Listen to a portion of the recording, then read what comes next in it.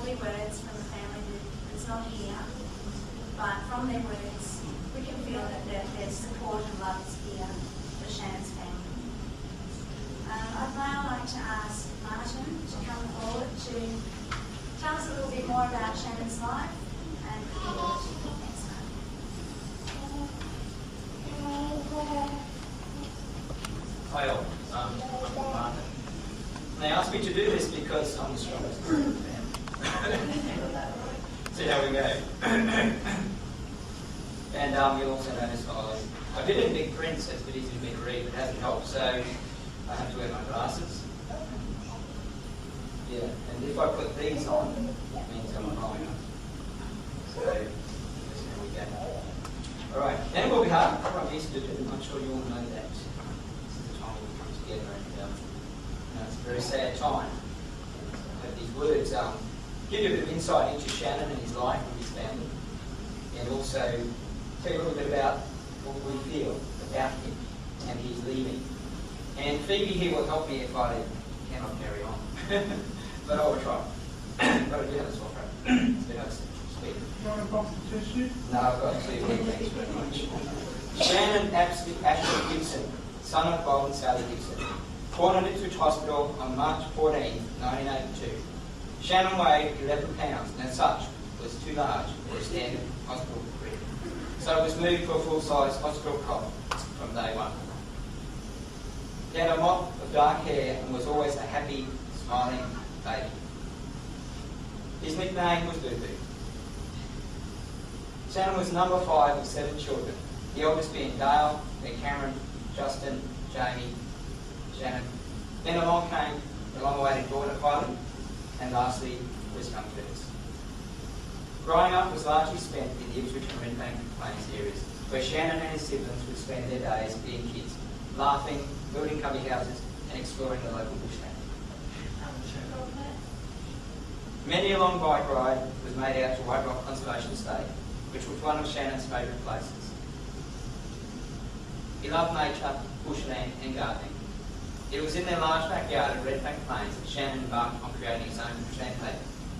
Over a period of years, he would develop his own special place with sunken pathways, rustic seats, trees and many shrubs.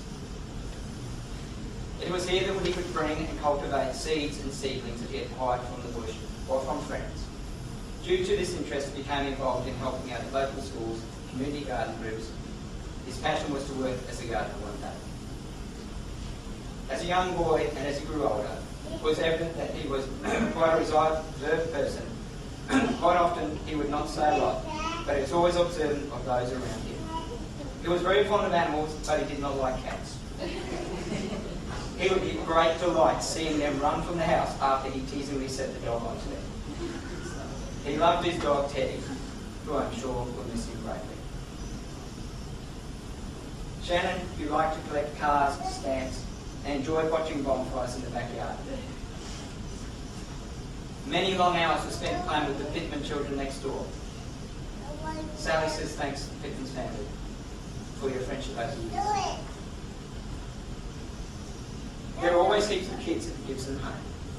Shannon was a real smiler and joker with sparkling blue-grey eyes and always a friendly face. We did not know his pain. You used many coloured felt pens to individually colour each brick in the wall in the spare room. It became a bright and happy wall. It was a tradition for the family to spend Christmas and Boxing Day camping over at the grandparents.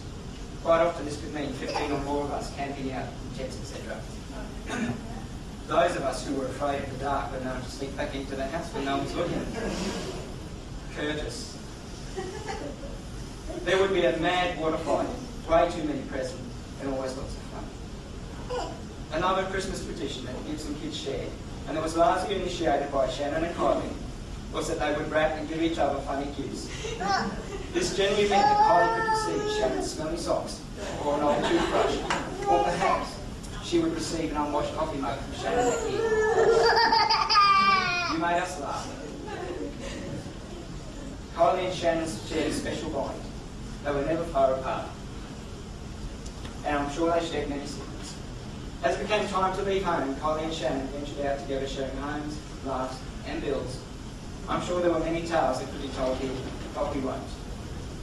In later years, as Kylie settled down to her own family, Shannon came to live with his father Bob and brothers Jamie and Curtis. It was at this time that he further developed his love of computer games, spending many hours destroying the bad guys. One thing I do recall over the years was the many changing haircuts you wore. Sometimes long, sometimes crew cut, or perhaps a mullet, ponytail, or extremely long fringe. These could be complemented with a beard, no beard, or the classic Abraham Lincoln look. I shall miss your smile, we shall miss you. You love Jacaranda iced coffee, KFC, Nutella, and spoonfuls of dry Milo. Didn't we all love them when we were young? When I saw you 2 weeks before you left, we chatted, and you did okay. But after I left, I remember wondering if you were happy or lonely. Your smile, perhaps, was not the same. The day before you left, you had arranged to meet your mother for lunch at KFC the following Wednesday. The whole family met her there for you. If only we had known. If only you could have told us. You told your father good night. In the morning you had gone. You left us on the 30th of September 2009. Your father says you were his mate. Your brother Dale says you have left a hole in the camp. Your mother says you'll come too soon. I'm fine. I haven't cried yet. Kylie says she will miss you at the bonfires, and I say, I wish I could have felt you. Psalm 18:16 says, He reached down from on high, and he took hold of me. He drew me out of deep waters. He rescued me from my powerful enemy. From my foes who were too strong for me, they confronted me in the day of my disaster. But the Lord was my support. He brought me out into a spacious place. He rescued me because he delighted in me. Shannon, I'm sure I speak on behalf of all of us here in saying that we never saw this coming. I, like the rest of you, saw the laughter, the smile, the cheeky grin. We did not see the hurt and the pain you were hiding. It is not that we were negligent or somehow to blame. We did not know. We can search for answers, for clues, the whys, the wherefores, but never find them. Let's not allow ourselves to get lost in the search for answers. We will not find them. For me, I shall let go and let God. I shall hand my searching up to Him. There will be pain, sadness, and great loss with us always. But allow this to also be blended with joy, laughter, and happy reflection on our time spent with Shannon. We trust now that you are in peace. On the back page of the audio service, we have listed contact groups that can help us cope with life's challenges. There's also a contact for survivors of the Suicide Bereavement Support Association. Shortly before he left, Shannon told his mother about a song that he liked and he would like her to hear it. Your mum, Sally, has chosen that song to accompany these pictures of you. Whilst this song may be to a mother, it is for a father also. Goodbye, the saddest word.